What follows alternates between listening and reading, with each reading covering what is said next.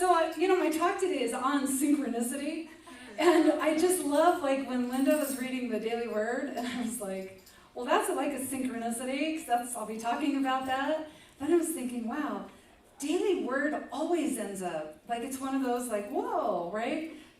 We can go through the Daily Word one more time, and we could be done. So, but we're not. You're staying here for another half hour. So synchronicity is something that I love paying attention to because the synchronicity really will tell us a lot about where we are right here and now. And the term itself was coined by the very famous Swiss psychiatrist and founder of analytical psychology, Carl Jung. And he had an appointment with a patient, and she was sharing a dream about an Egyptian scarab, and right there in his office, a little beetle flies into his window. And so there were these two incidences that were coinciding, and he was like, term, synchronicity, right? And so that's really just what a synchronicity is it's an incident, it's an inner world incident that meets up with an outer world incident. Coincidence. So I think that like we always will just say, there's no such thing as a coincidence, right? There are just different levels of it. But it is really an interesting experience because it's these unrelated events. I mean, they seem unrelated, and there's not a causal explanation that we can trace it to. But then they occur together, and they kind of make us go like that with our minds. So the synchronicity, I said it's a great way to acknowledge where we are right now, because it will either confirm something for us, like if you've had a synchronicity and you're just like, and then it's telling you like, yeah, right, I am in the right place, I am in the right time. So it makes us feel kind of good about where we are. But also when we're questioning things, or if we have a doubt, and then we experience a synchronicity that's saying, yes, that's in your head, act on it. It's a good idea. The time is now. The time is go. And so that's how a synchronicity helps us out when we pay attention to it. And they're all different levels of synchronicity, right? The kind that Carl Jung experienced, to me, I mean, that was kind of like a mid-level synchronicity, like those kind of things that feels like they happen a lot. But it was mind-blowing enough for him to create a new term for it. So I guess it's also our perspective, right, on what's happening. I had just a real funny synchronicity this last week. I had a couple of weeks ago watched the new live-action version of Aladdin where Will Smith plays the genie. And it was a great movie. I enjoyed it. So this last Monday, is late in the afternoon, and I was thinking, I want to have something on TV that I don't have to really pay attention to because I know the story well, but I've got these other things I want to do, but I want entertainment on. So I thought, I'm going to watch the animated Aladdin. I know that one really well. The kids have watched it a million times, and I love Robin Williams as the genie. So I watch it. Now that night, I climb into bed, and I'm reading a book. It's a Dresden Files book. So it's about a wizard who works for the Chicago PD, and it's a sci-fi fantasy kind of book. And it's not a Disney book at all, right? But he's talking about an evil sorcerer. And he says this is the page this is the first thing I read. He has phenomenal cosmic power, unlimited living space. Now, in the Aladdin movies, Aladdin and the genie both say that a genie has phenomenal cosmic power, but itty-bitty living space, right, because the lamp. So this was a nod to Aladdin, right, in the Dresden Files book, a nod. So I was reading it, and I was like, oh, that's kind of funny. I just watched this movie today. So the next day, late afternoon, early evening, I was thinking, what do I want to watch on TV? Like, what's on Netflix? Well, I look at this series. It's called Once Upon a Time, and I really have enjoyed this series over the years, but I got behind. I have not caught up in this series at all. So I was looking where I was, and I was in season 6, I think. I haven't watched it for a while, and I say to myself, well, do I want to start over so I can get kind of caught up in it? I was like, no, Deanna, just pick up where you left off. You'll figure it out. It's not brain surgery. And it was the episode where Aladdin was introduced into the storyline. So sometimes we just have these incidences, and it's not like a big thing, right? It didn't blow my mind. It was entertaining and just fun to think about. So sometimes a synchronicity shows up because it's reminding us that all things are connected. Everything is connected. We don't have to read a lot into it. In fact, sometimes we can actually get spun out if we keep trying to read into things over and over again, right? But what we can do is just be comforted by it, right? It's because it's a reminder that all things are connected, that God is the all, right? Then no matter what we're going through, what that means, because all things are connected, that the universe can conspire for our good by bringing this and this into our life right at the perfect meeting place. Everything is connected. So it might also show us or remind us where we are right here and right now. We might be right in the beginning of something turning into a greater purpose, but where we are right now feels like chaos, right? It feels like chaos, but the bigger purpose is coming.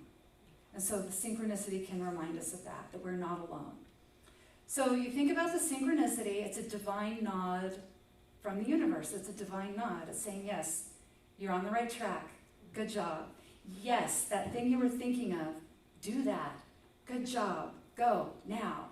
Yes, you are surrounded by cosmic support. Right now, heaven is holding your hand. Okay? Tender, precious light right now. Heaven is holding your hand. Neil Donald Walsh said, there are no coincidences in the universe, only convergences of will, intent, and experience. So I like that. So really, no matter the size of a synchronicity, it's still implying that there's a bigger order of things, right? It's still implying. Now, I used to believe about synchronicities. I used to think, oh, only the universe can trigger a synchronicity event. But then I thought, well, wait, maybe we have to trigger that by thinking right. But now I've decided it's both. It's both things. Because we have all probably had the experience that showed up when we were in a horrid frame of mind. Okay, when we were really struggling, and then there was this like, whoo, kind of moment for us. So the synchronicity, what's happening is our inner world is converging on the outer world. And so that might start with there's something on our mind that we're thinking about. And then we perceive something in our environment. And so then at that point, we have the choice to receive that information of how the inner event is coinciding with the outer event. Right there, we have the choice to receive that information. But that moment that we're receiving, it's up to us what we do with that. So that is the part that's up to us. Now, if we are walking by faith and we're being guided by that inner compass, okay, the inner compass, we've surrendered to the divine, right? We've surrendered to the idea of divine good, our highest good, our brightest good.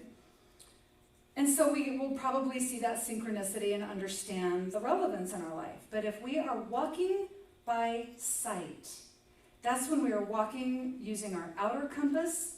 That's when our ego is guiding us through fear and limitation. It's trying to keep us small, keep us stuck behind. So if we see the synchronicity, the first thing we might do is write it off as wishful thinking. Or we might think, well, if the universe really wants me to do this thing, well, then the universe should do all the work. I shouldn't have to do anything. Yeah, I'll just show Okay, up. because that's the ego guiding us. Right? The ego's saying, you don't want to do anything too hard. Or, this is my favorite one that I always fall for. If it's really hard and makes you uncomfortable, oh, that's the universe telling you not to do anything different. I was like, okay, whew, I'll put off going off sugar for another couple days then, because that's scary. The universe doesn't want me to do that. Also, when we're being guided by our ego, by the fear, by the limitation, we can do something called seeking signs. And we can actually create our own synchronicities, right? Because our brain, in all of its glory, will figure it out for us, how to help us make it up.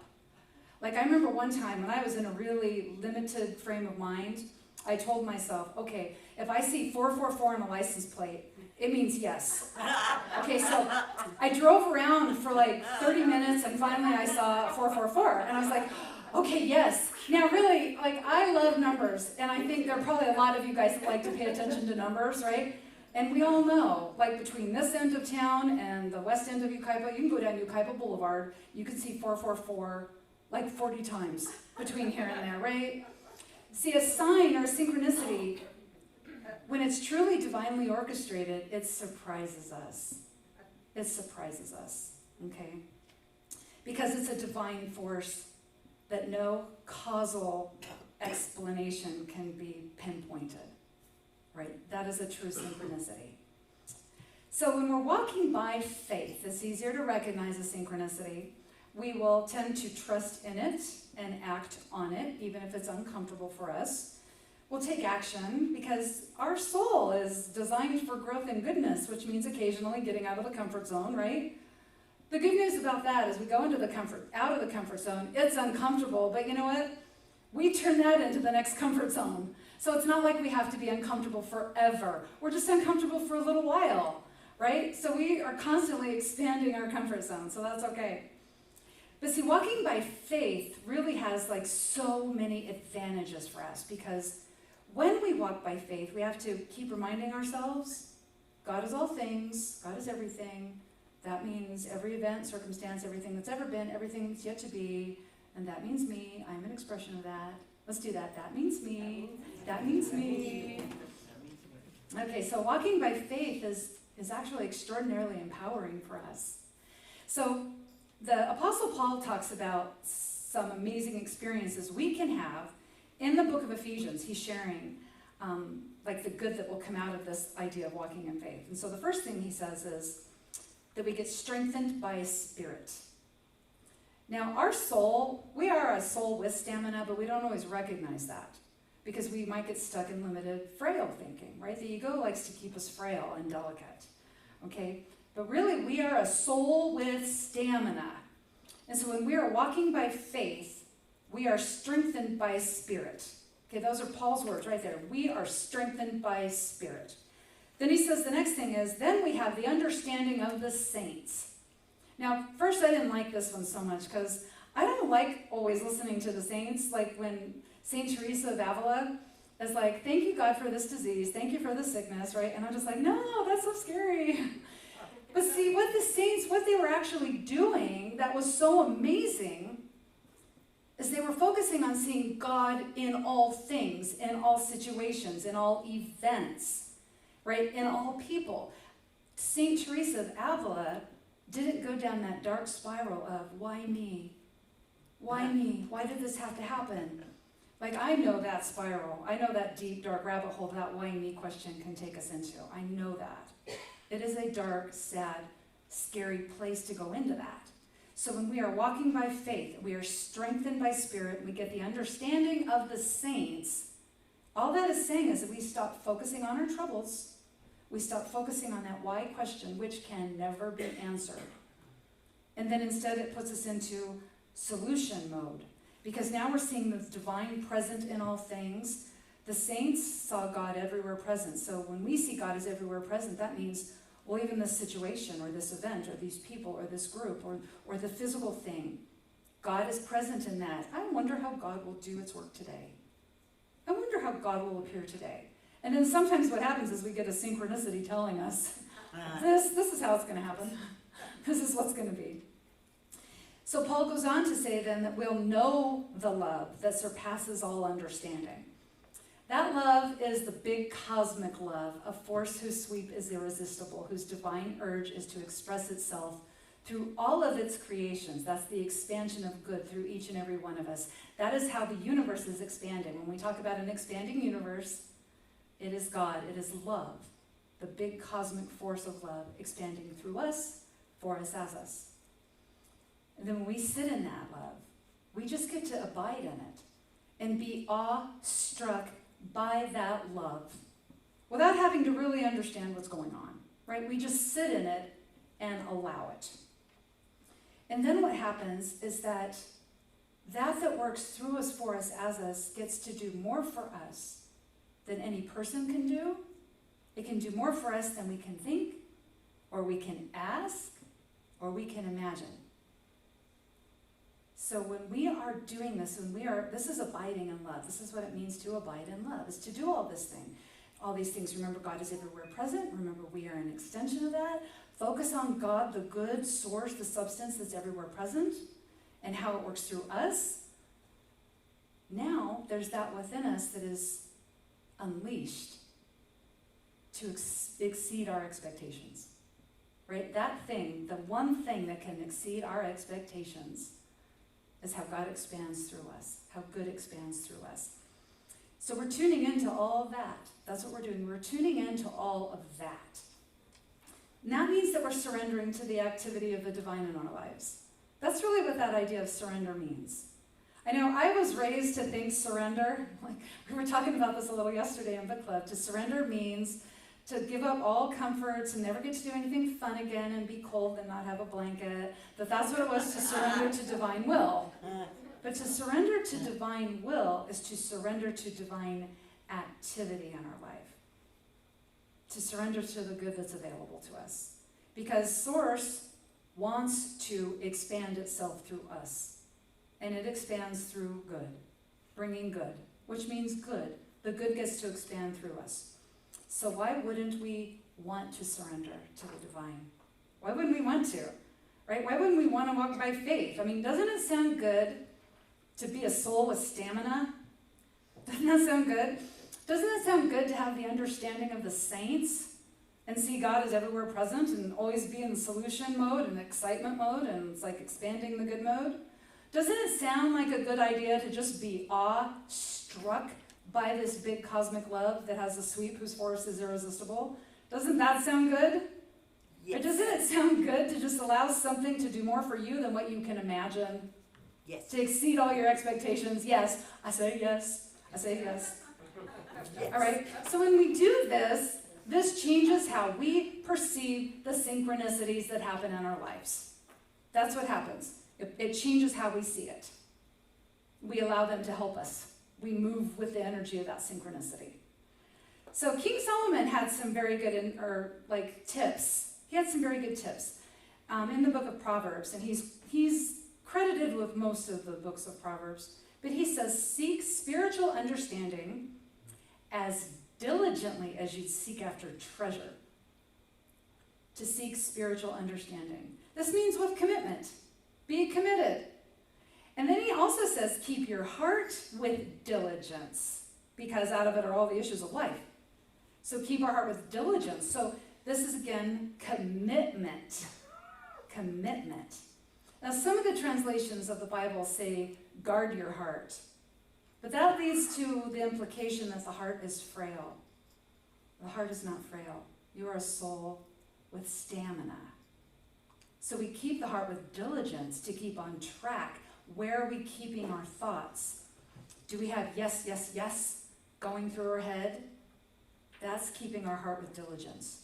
So we're committed to reminding ourselves to be aligned with Source, saying yes to Source, to monitoring our thoughts, making choices that honor our divine nature, being a soul with stamina, saying yes to that. Yes, I am a soul with stamina. Say that. I am a soul with stamina.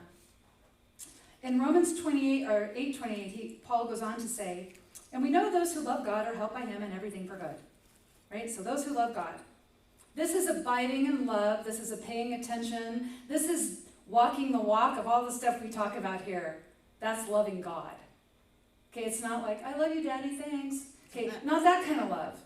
It is paying attention to all of this all day long, reminding ourselves. It's keeping our heart with diligence, being committed to this practice. So we love God, and then we're helped by God in everything we do because it's supporting us on our journey. It's saying yes to us all the time. So when we're loving God with everything that we do, the reason it can do so much good for us is because we live in a responsive universe. We do something, the universe responds to us. This is a magnetic universe. This is a universe of attraction. Okay, we are in a universe of attraction. It's not about what we say we want to do. We all know it's so easy to say one thing and do another. And every single child on the planet can point this out to us. Every kid knows this. Sometimes we say one thing and do another. Okay, we know this truth. So it's not about what we say, it's how we are keeping our heart with diligence. It's how we are doing what we do. Okay, it's being focused on the spiritual truths as diligently as we chase after the other fun things in our life. Right? It is reminding ourselves God is all things. It's reminding ourselves that we also are a divine expression of that creative source. And then the inspiration we receive to do the next thing, the inspiration is a divine expression of that creative source. And then the solution to manifesting the divine inspiration we just received, the solution is also a divine expression of that creative source. And so what is happening when you are focusing on all this good? You're bringing more good. That's the magnet. It's how we do it. It's how we are doing our life. The how of what we do. It's the magnet. Okay, it doesn't matter what we were doing. That's not the magnet. What we did is not the magnet. It's how we did it. How we did it. How do we just step into life? What was the consciousness that we stepped into our day with? What was the consciousness we climbed into our car with? Right? Were we like, I'm going to embody these spiritual truths. I'm going to keep reminding myself, God is all things. God is everything. Are we also extending that to the other drivers on the road? Right? Are we walking the walk? Right? How did we just do relations? What? Right, are we honking? How did we present ourselves in relationship, right? How are we in relationship? How are we at our job Friday? How will we go into our work tomorrow? Right? That's the magnet. If we do something with resentment, it doesn't matter if we fed the homeless. It doesn't matter if we donated $25,000 to a hospital.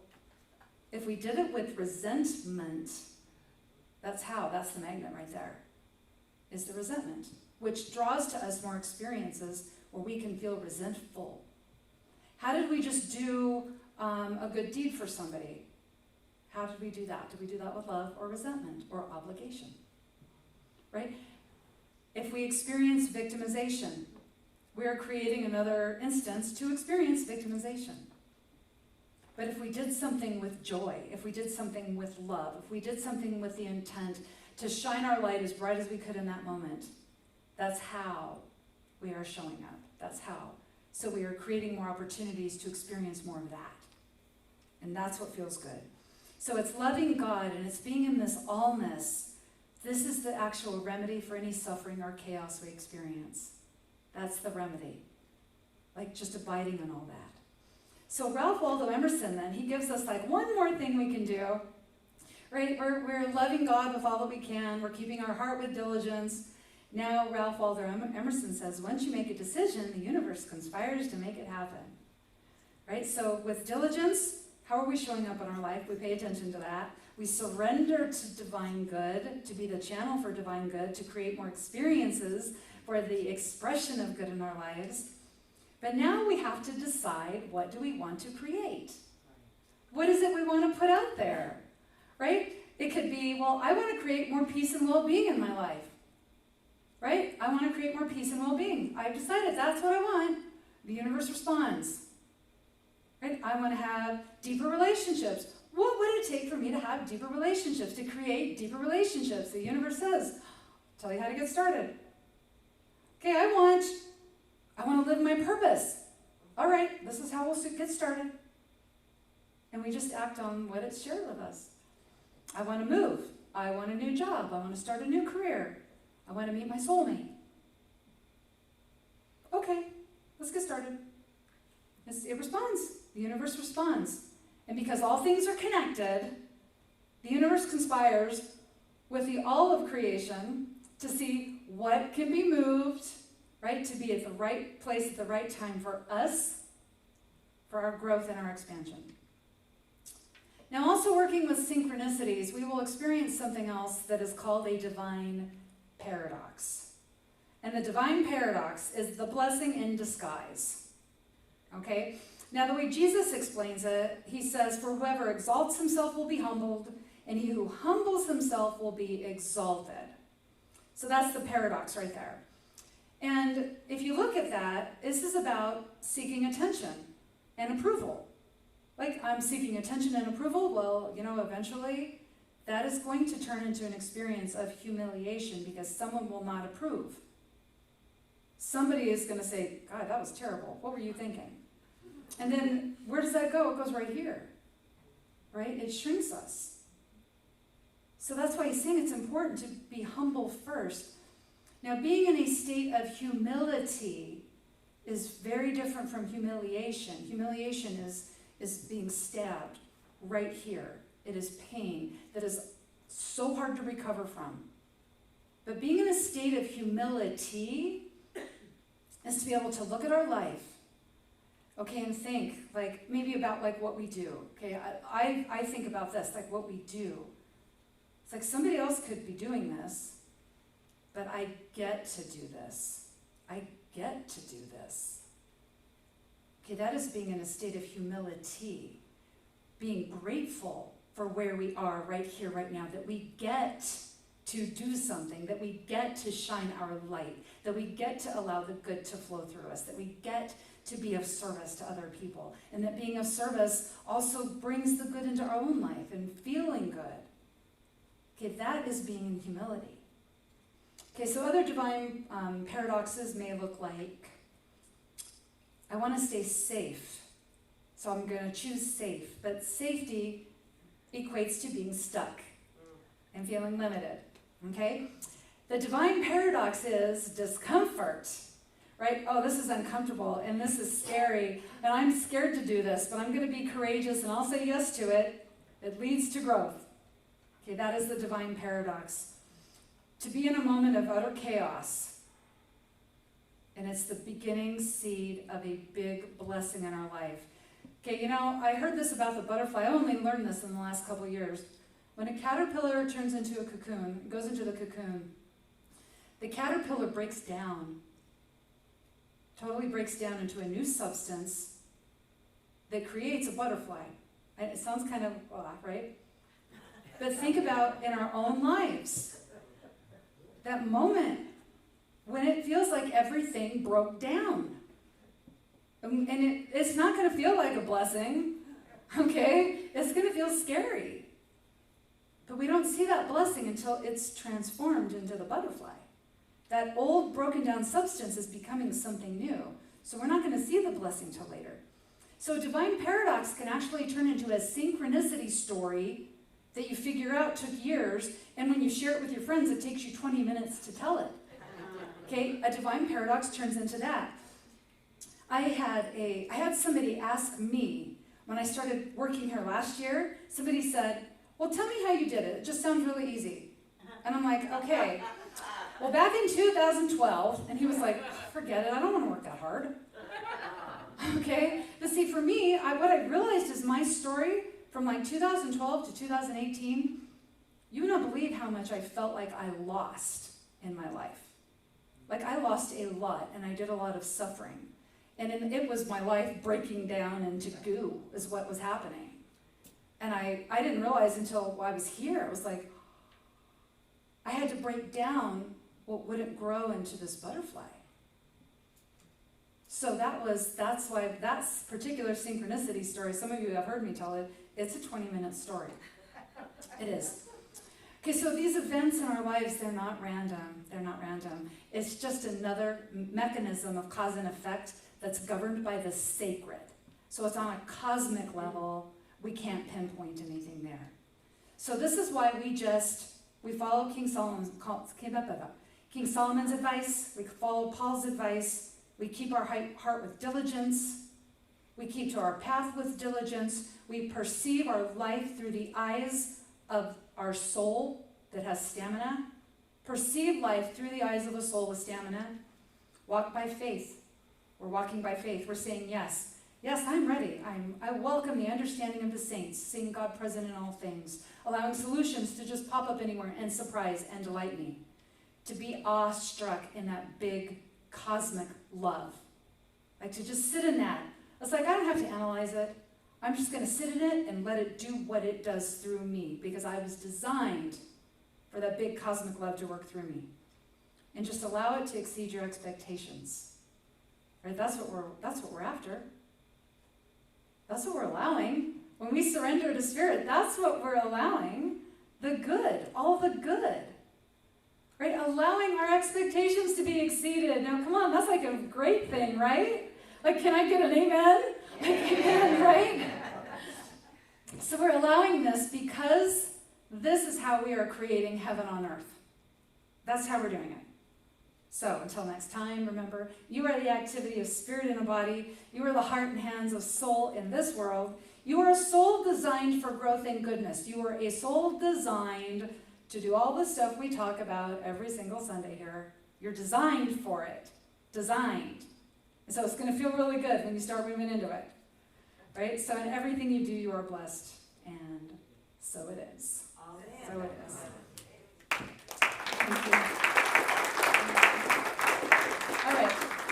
We're going to move into a meditation now to just take this all in. Just put it right there. Right there. So I'm just going to ask you to take a nice deep breath. Okay, if you want to close your eyes. And I want you to imagine at the center of your chest, there's a radiant golden ball of light. And you just let a ray of this golden light shine down to the center of the planet. And it meets with the emerald green light of Mother Earth. Mother Earth, the energy that first greeted you on the day that you were born. And together you see the green light and your golden ray of light shine back up through the planet, up through your feet and back into your heart center. And now just let your heart center just expand so it completely surrounds you. It gets bigger than the building, bigger than the city, even bigger than our beautiful planet. So you find yourself floating in space, looking at this beautiful blue marble we call home. And in that brilliant imagination of yours, affirm with me silently, I am a soul with stamina.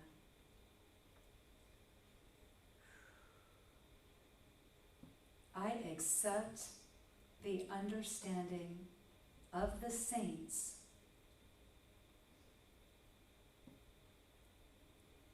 I see the divine in all things. I see it in the most beautiful experiences. I see it in the experiences and situations that frustrate me. I see it where I may feel fear. But I remember that this energy, this light, is a cosmic love. Big, big love. It surpasses my understanding, but it is an irresistible force for good in my life. And so I allow myself to see this cosmic force through all situations so that I feel love everywhere. I allow that spirit within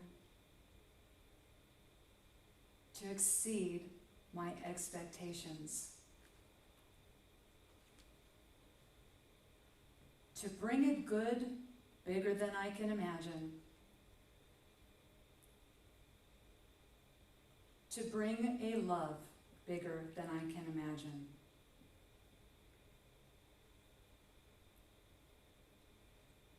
And I keep my heart with diligence, knowing that these divine truths and this big cosmic love are conspiring for my good. I let them do their work, and I say yes.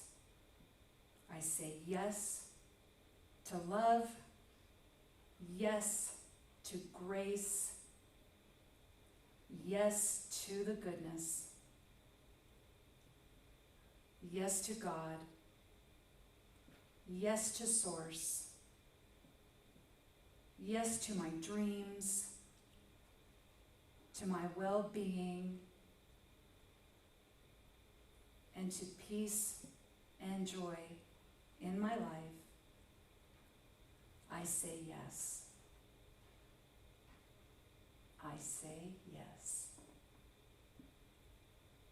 And so it is. And now feel yourself back in these seats.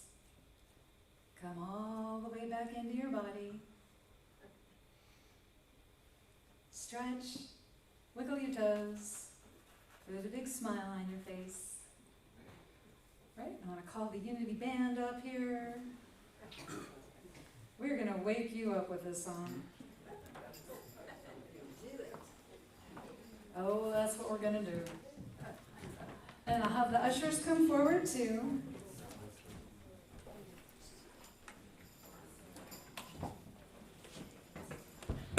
Oh.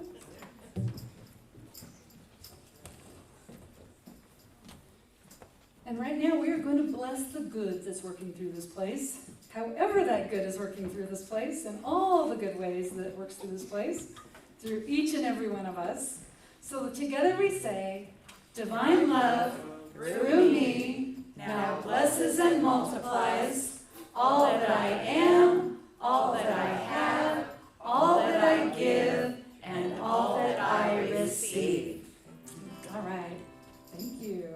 All right, so now we're going to do this song a little bit faster and a little more energy, so you're welcome to join us in this one. Ready? Here we go. I am free, I am unlimited, there are no chains that bind me. I am free, I am unlimited, right now, right now. I am free, I am unlimited, there are no chains that bind me. I am free, I am unlimited, right now, right now. Now you are free, you are unlimited, there are no chains that bind you. You are free, you are unlimited, right now, right now. You are free, you are unlimited, there are no chains that bind you. You are free, you are unlimited, right now, right now. Now we are free, we are unlimited, there are no chains that bind us. We are free, we are unlimited, right now, right now. We are free, we are unlimited, there are no chains that bind us. We are free, we are unlimited, right now, right now. Woo! Right?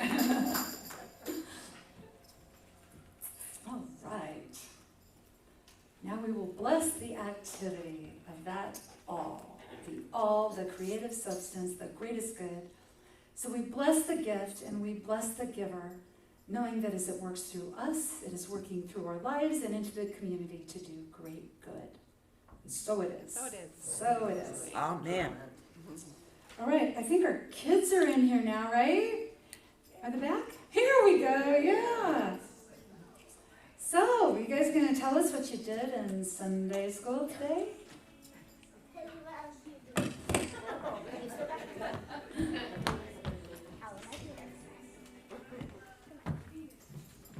Today, we You danced with string. Yes. All right. We played frisbee, red light, green light. And we colored. Yeah. Yeah, and then we did our opening circle and our closing circle. Wonderful. That sounds like a lot of fun, huh? Hey, the kids are having so much fun. So, yeah. Thank you, guys. All right, we're going to get into our circle in just a moment, but I want to remind everybody, next Sunday, we're starting the Rainbow Series. We're going to be wearing red for fun. You wear whatever color you want, but if for fun to go with the Rainbow Series, next Sunday is red. All right, red. It's also New Member Sunday, and so we'll have a new member class right after service if you want to join us, and we'll go through the unity principles. It's also Birthday Sunday, and we're going to be celebrating some February birthdays, right? Yeah, we are. Next Saturday, we are having a big holistic fair, a healing arts fair put on by Tina Fran. She did it for us twice last year. She had 2 big fairs here. So we're looking for cookies and other kind of fun foods, right? Yeah, so if you want to bake up something and drop it off at the church, we'll have some fun. And show up if you want to come next week. Saturday it starts at 10 a.m. and goes till, I think, 3 o'clock. But 4? Okay. It was so much fun the last 2 times we did it. So. We made all our money off the food, too. Right. This is a fabulous fundraiser for us because we make up lunch. Right? And so we have like soup or some kind of casserole or something. So we've got our ladies have volunteered to make a wonderful lunch and we sell it. We sell lunch to all the visitors who come through here. Okay? So it is a fabulous fundraiser. And you know what's really interesting is by afternoon time, everybody really wants their cookie. Yeah. And so Tina has said that we have like the best fairs because everybody gets their cookies. Right? So that they love being here and we love having them. Okay? So, all right, so we're going to circle up now and do our peace song. All right. Over here to the back? Go back to the back. All right, let's do it.